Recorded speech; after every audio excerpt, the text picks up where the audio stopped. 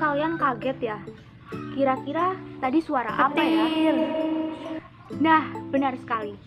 Kalian tahu nggak sih apa itu petir? Yuk kita langsung tanya-tanya. Tahu nggak sih petir? Tahu. Tahu nggak sih petir? Tahu. Tahu nggak sih apa itu petir? Kilat yang menyambar ketika hujan. Muncul suara dan kilat di langit. Tahu prosesnya nggak? Enggak. Tahu prosesnya nggak gimana munculnya? Tahu. Muncul suara lalu muncul kilat di langit. Petir itu merupakan suatu fenomena alam yang berkaitan dengan konsep listrik statis, di mana petir merupakan suatu kilatan disertai dengan suara gemuruh yang terjadi di langit.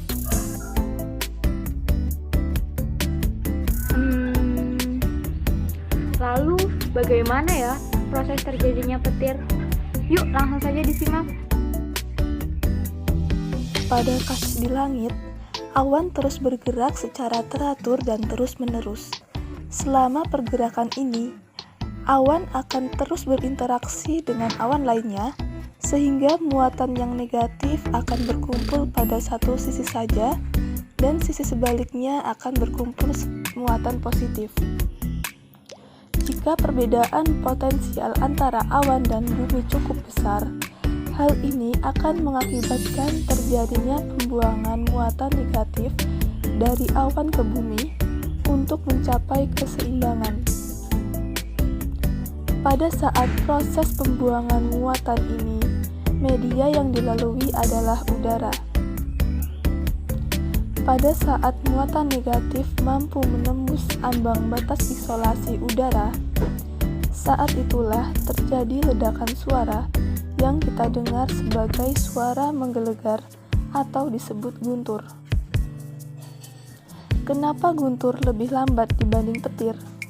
Karena kecepatan cahaya lebih cepat dibanding kecepatan suara, maka petir akan terjadi lebih dahulu dibanding guntur. Tahu mesin fotokopi nggak? Tahu. Tahu mesin fotokopi nggak? Yang menyalin kertas dan tulisannya. Nyalin tulisan dan kertas. Tahu nggak sih gimana fotokopi itu bisa menyalin kertas? Enggak. Enggak. Mesin fotokopi atau alat pencetak salinan telah beredar di masyarakat, terutama di bidang pendidikan. Mesin fotokopi ini bekerja dengan menggunakan suatu cahaya yang akan menghasilkan salinan atas dokumen pengganti kertas atas kertas karbon. Mesin fotokopi memiliki sifat elektrik yang sensitif. Kemudian bagaimana sih tahapan-tahapan atau proses elektrostatis pada mesin fotokopi terhadap kinerja listrik statis?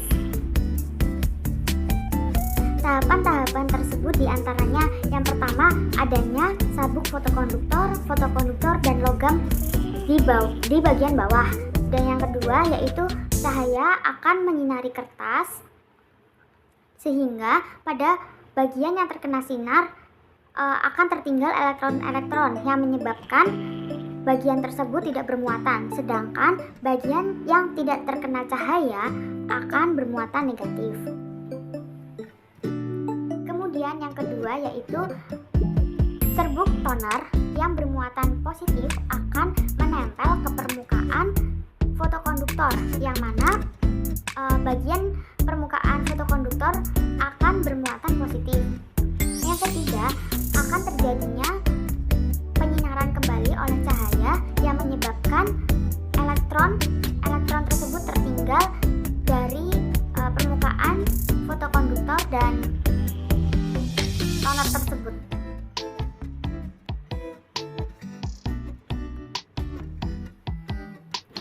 Yang keempat yaitu fotokonduktor yang tidak bermuatan dengan toner akan menempel pada bagian atas.